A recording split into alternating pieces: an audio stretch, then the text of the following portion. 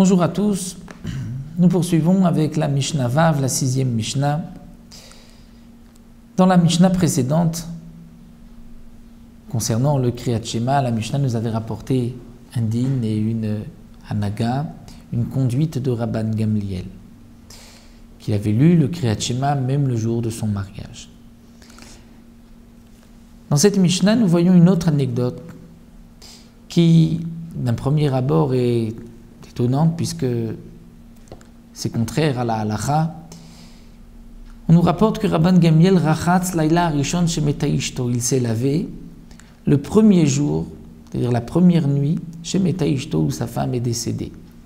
Sa femme est décédée le jour, il l'a enterrée, donc ensuite il avait le statut d'un havel, d'un homme endeuillé, et normalement l'endeuillé ne se lave pas. Pourtant, Rabban Gamliel s'est lavé la même nuit. Comme il est rapporté aussi dans la Gemara, dans le Farshim, le jour du décès, le jour de l'enterrement, c'est une aninut, c'est-à-dire un deuil minatora, de la Torah.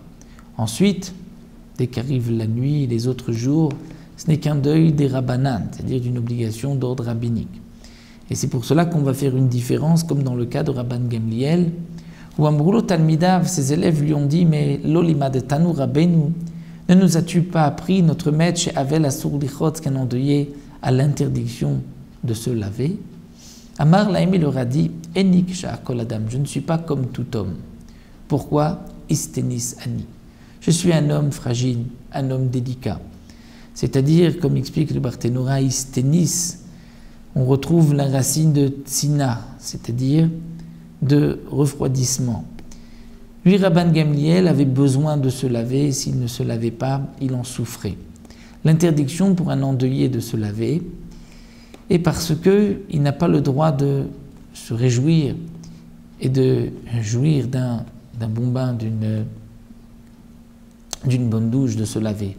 Pour Rabban Gamliel, il n'y avait pas de ta'anoug, de plaisir particulier, mais c'était au contraire, s'il ne se lavait pas, il en aurait souffert. Et la havelout, ce n'est pas de souffrir, mais de ne pas avoir une réjouissance ou jouir particulièrement d'un bain. Donc c'est là la différence que l'on fait entre Rabban Gamliel, qui était Istenis, un homme délicat, et tout autre homme.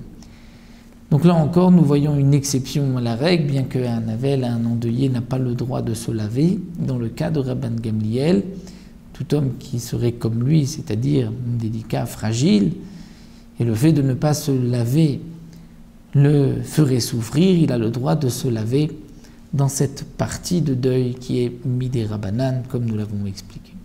On retrouvera un dernier din de Rabban Gamliel dans la Mishnah suivante.